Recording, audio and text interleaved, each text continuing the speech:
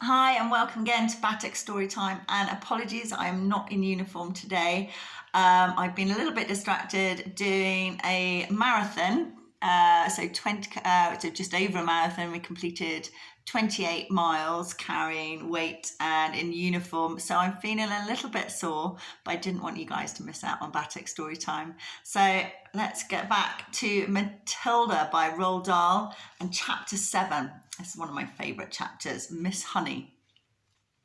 And hopefully some of the children at Great Hope Orphanage will recognise this chapter because we're just catching up to where we left off before COVID took over the world. Miss Honey.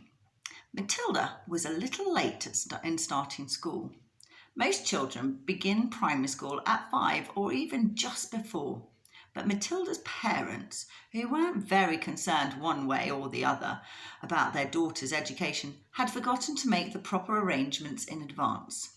She was 5.5 when she entered school for the first time. The village school for younger children was a bleak brick building called Crunchan Hall Primary. It had about 250 pupils aged from 5 to just under 12 years old. The head teacher, the boss, the supreme commander of this establishment was a formidable middle-aged lady whose name was Miss Trunchbull. Naturally, Matilda was put in the bottom class, where there were 18 other small boys and girls about the same age as her. Their teacher was called Miss Honey, and she could not have been more than 23 or 24. She had a lovely pale oval Madonna face with blue eyes, and her hair was a light brown. Her body was so slim and fragile, one got the feeling that if she fell over, she would smash into 1,000 pieces like a porcelain figure. Miss Jennifer Honey was a mild and quiet person who never raised her voice and was seldom seen to smile,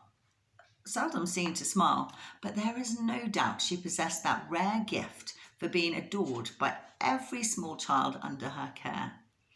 She seemed to understand totally the bewilderment and fear that so often overwhelms young children who for the first time in their lives are herded into a classroom and told to obey orders.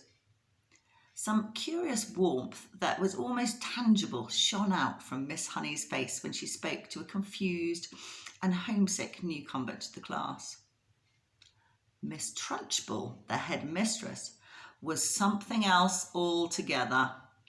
She was a gigantic, holy terror, a fierce, tyrannical monster who frightened the life out of the pupils and the teachers alike. There was an aura of menace about her, even at a distance, and when she came up close, you could almost feel the dangerous heat radiating from her, as if from a red-hot rod of metal. When she marched, Miss Trunchbull never walked. She always marched, like a stormtrooper with long strides and arms a-swinging. When she marched along the corridor, you could actually hear her snorting as she went, and if a group of children happened to be in her path, she ploughed right on through them like a tank, with small people bouncing off her to the left and to the right. Thank goodness we don't meet many people like her in this world, although they do exist, and all of us are likely to come across at least one of them in a lifetime. If you ever do, you should behave as you would if you met an enraged rhinoceros out in the bush. Climb up the nearest tree and stay there until it has gone away. This woman, in all her eccentricities and in her appearance, is almost impossible to describe, but I shall make some attempt to do so a little later on. Let us leave her for the moment and go back to Matilda and her first day in Miss Honey's class. And just to show you, here's a little picture of Miss Honey with the class. After the usual business of going through all the names of the children, Miss Honey handed out a brand new exercise to each pupil. "You've all brought your own pencils, I hope," she said. "Yes, Miss Honey," they chanted. "Good. Now, this is the very first day of school for each one of you. It is the beginning of at least 11 long years of schooling that all of you are going to have to go through. And 6 of those years will be spent right here in Cruncham Hall, where, as you know, your headmistress is Miss Trunchbull.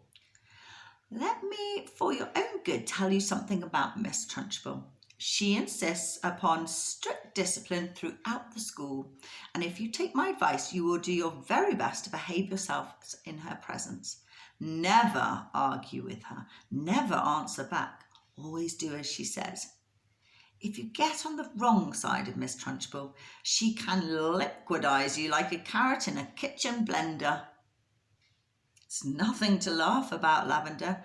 Take that grin off your face. All of you will be wise to remember that Miss Trunchbull deals very, very severely with anyone who gets out of line in this school. Have you got the message? Yes, Miss Honey, chirruped 18 eager little voices. I myself, Miss Honey went on, want to help you to learn as much as possible while you're in this class. That is because I know will make things easier for you later on.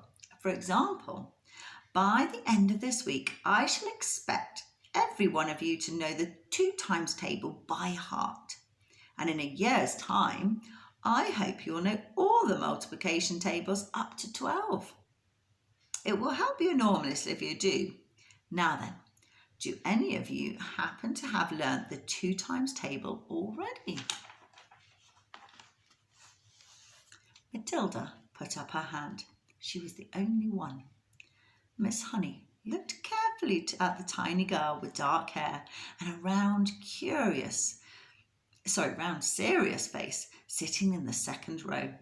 Oh, wonderful, she said. Please stand up and recite as much of it as you can. Matilda stood up and began to say the 2 times table. When she got to twice 12 is 24, she didn't stop. She went right on with twice 13 is 26, twice 14 is 28, twice 15 is 30, twice 16 is...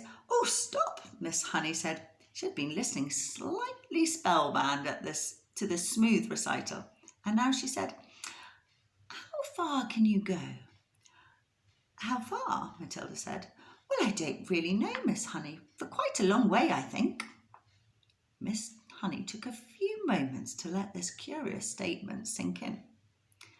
You mean, she said, that you could tell me what 2 times 28 is?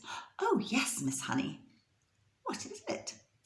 56, Miss Honey. What about something much harder, like 2 times 487? Could you tell me that? I think so, yes, Matilda said. Are you sure? Oh, why, yes, Miss Honey, I'm fairly sure. Oh, well, what is it then? 2 times 487. 974, Matilda said immediately. She spoke quietly and politely and without a sign of showing off. Miss Honey gazed at Matilda with absolute amazement. But when she next spoke, she kept her voice level. That is really splendid, she said. But of course, multiplying by 2 is a lot easier than some of the bigger numbers. What about the other multiple tables? Do you know any of those? I think so, Miss Honey. I think I do. Oh, which ones, Matilda? How far have you got? I don't quite know, Matilda said. I don't know what you mean. What I mean is, do you, for instance, know the 3 times table? Oh, yes, Miss Honey. And the 4 times table? Oh, yes, Miss Honey. Well, how many do you know, Matilda? Do you know all the way up to the 12 times table? Oh, yes, Miss Honey. What are 12 sevens? 84, Matilda said. Miss Honey paused and leant back in a chair behind the playing table that stood in the middle of the floor in front of the class. She was considerably shaken by this exchange, but took care not to show it. She had never come across a 5-year-old before, or indeed a 10-year-old who could multiply with such facility. "I hope the rest of you are listening to this," she said to the class. "Matilda is a very lucky girl. She has wonderful parents who have already taught her to multiply lots of numbers." "Was it your mother, Matilda, who taught you?" "No, Miss Honey, it wasn't." "You must have a great father then. He must be a brilliant teacher." "No, Miss Honey, it wasn't," Matilda said quietly. "My father didn't teach me." "You mean you taught yourself?" "I don't quite know," Matilda said truthfully. "It's just I don't find it very difficult to multiply one number by another." Miss Honey took a deep breath and let it out slowly. She looked again at the small girl with bright eyes standing beside her desk, so sensible and solemn. "You say you don't find it difficult to multiply one number by another," Miss Honey said. "Could you try to explain that a little?" And before I turn over, there's a lovely picture of Matilda sitting so small looking next to her large desk.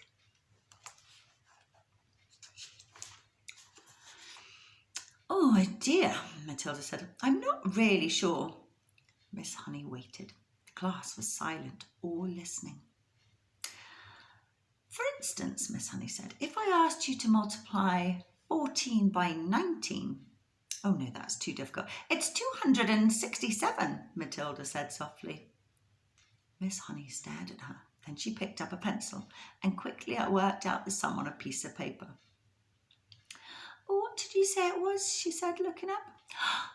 "Oh, 266, Matilda said.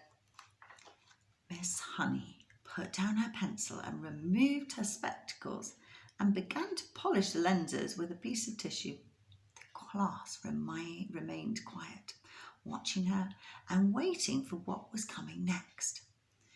Matilda was still standing up beside her desk. "Now tell me, Matilda," Miss Honey said, still polishing. "Try and tell me exactly what goes on inside your head when you get a multiplication like that to do. You obviously have to work it out in some way, but you seem able to arrive at the answer almost instantly. Take the one you've just done, 14 multiplied by 19.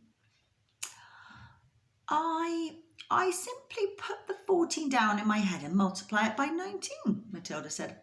I'm afraid I don't know how else to explain it. I've always said to myself that if a little pocket calculator can do it, why shouldn't I? Why not indeed, Miss Honey said. The human brain is an amazing thing. Here's Miss Honey, looking very impressed by Matilda's skills. I think it's a lot better than a lump of metal, Matilda said. That's all a calculator is. How right you are, Miss Honey said. Pocket calculators are not allowed in the school anyway. Miss Honey was feeling quite quivery. There was no doubt in her mind that she had met a truly extraordinary mathematical brain, and words like child genius and prodigy went flitting through her head. She knew that these sort of wonders do pop up in the world from time to time, but only once or twice in 100 years. After all, Mozart was only 5 when he started composing for the piano, and look what happened to him. It's not fair, Lavender said. How can she do it and we can't?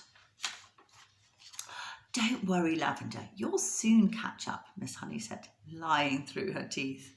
At this point, Miss Honey could not resist the temptation of exploring still further the mind of this astonishing child. She knew that she ought to be paying some attention to the rest of the class, but she was altogether too excited to let the matter rest. Well, she said, pretending to address the whole class, let us leave sums for the moment and see if any of you have begun to learn to spell. Hands up if anyone can spell cat. 3 hands went up. They belonged to Lavender, a small boy called Nigel, and to Matilda. Spell cat, Nigel. Nigel spelled it. Miss Honey now decided to ask a question that normally she would not have dreamt of asking the class on its first day. "I wonder," she said, "whether any of you three who know how to spell cat have learned how to read a whole group of words when they are strung together in a sentence." "I have," Nigel said. "So have I," Lavender said. Miss Honey went to the blackboard and wrote with her white chalk the sentence. "I have already begun to learn how to read long sentences." She had purposely made it difficult, and she knew that there were precious few 5-year-olds around who would be able to manage it. "Can you tell me what that says, Nigel?" she asked. "That's too hard," Nigel said. "Lavender?" "The first word is I," Lavender said. "Can any of you read the whole sentence?" Miss Honey asked, waiting for the yes that she felt certain was going to come from Matilda. "Yes," said Matilda. "Oh, go ahead," Miss Honey said. Matilda read the sentence without any hesitation at all. "That really is very good indeed," Miss Honey said, making the understatement of her life. "How much can you read, Matilda?" "I think I can read most things, Miss Honey," Matilda said, "although I'm afraid I can't always understand the meanings." Miss Honey got to her feet and walked smartly out of the room, but was back in 30 seconds carrying a thick book. She opened it at random and placed it on Matilda's desk. "This is a book of humorous poetry," she said. "See if you can read that one out loud." Smoothly, without a pause, and at a nice speed, Matilda began to read. "An epicure dining at Crewe found a rather large mouse in his stew. Cried the waiter, 'Don't shout,' and wave it about, or the rest will be wanting one too." Several children saw the funny side of the rhyme and laughed. Miss Honey said, "Do you know what an epicure is, Matilda?" "It is someone who is dainty with his eating," Matilda said. "That is correct," Miss Honey said. "And do you happen to know what that particular type of poetry is called?" "It's a limerick," Matilda said. "That's a lovely one. It's so funny." "It's a famous one," Miss Honey said, picking up the book and returning to her table in front of the class. "A witty limerick is very hard to write," she added. "They look easy, but they most certainly are not." "I know," Matilda said. "I've tried quite a few times, but mine are never any good." "Oh, you have you?" Miss Honey said, more startled than ever. "Well, Matilda, I would very much like to hear one of these limericks you say you've written. Could you try to remember one for us?" "Well," Matilda said, hesitating, "I've actually been trying to make one up about you, Miss Honey, while we've been sitting here." "About me?" Miss Honey cried. "Well, we've certainly got to hear that one, haven't we?" "I don't think I want to say it, Miss Honey." "Oh, please tell it," Miss Honey said. "I promise I won't mind." "I think you will, Miss Honey, because I have to use your first name to make things rhyme, and that's why I don't want to say it." "How do you know my first name?" Miss Honey asked. "I heard another teacher call you by it just before we came in," Matilda said. "She called you Jenny." "I insist on hearing this limerick," Miss Honey said, smiling one of her rare smiles. "Stand up and recite it." Reluctantly, Matilda stood up and very slowly, very nervously, she recited her limerick. "The thing we all ask about Jenny is, surely there cannot be many young girls in this place with so lovely a face. The answer to that is not any." The whole of Miss Honey's pale and pleasant face blushed a brilliant scarlet. Then once again she smiled. It was a much broader one this time, a smile of pure pleasure. And here we see Matilda reading from the very large book, and she sits there looking so small. "Oh, why, thank you, Matilda," she said, still smiling. "Although it is not true, it is really a very good limerick. Oh dear, I must try to remember that one. From the third row of desks, Lavin said, "It's good, I like it." "It's true as well," a small boy called Robert said. "Of course it's true," Nigel said. Already the whole class had begun to warm towards Miss Honey, although as yet she had hardly taken any notice of them except Matilda. "Who taught you to read, Matilda?" Miss Honey asked. "I just sort of taught myself, Miss Honey." "And have you read any books all by yourself? Any children's books, I mean?" "I've read all the ones that are in the public library in the High Street, Miss Honey." "And did you like them?" "I liked some of them very much indeed," Matilda said. "But I thought others were fairly dull." "Oh, tell me one you liked." "I liked The Lion, the Witch and the Wardrobe," Matilda said. "I think Mr. C.S. Lewis is a very good writer, but he has one failing. There are no funny bits in his books." "You are right there," Miss Honey said. "There aren't many funny bits in Mr. Tolkien either, Matilda." "Oh, there aren't many funny bits in Mr. Tolkien either," Matilda said. "Do you think that all children's books ought to have funny bits in them?" Miss Honey asked. "I do," Matilda said. "Children are not so serious as grown-ups and they love to laugh." Miss Honey was astounded by the wisdom of this tiny girl. She said, "And what are you going to do now that you've read all the children's books?" "Oh, I'm reading other books," Matilda said. "I borrow them from the library. Mrs. Phelps is very kind to me. She helps me choose them." Miss Honey was leaning far forward over her work table and gazing in wonder at the child. She had completely forgotten now about the rest of the class. "What other books?" she murmured. "Oh, I'm very fond of Charles Dickens," Matilda said. "He makes me laugh a lot, especially Mr. Pickwick." At that moment, the bell in the corridor sounded for the end of the class. And here we've got another lovely picture of Miss Honey looking very pleased at the lovely lyric. That brings us to the end of chapter 7.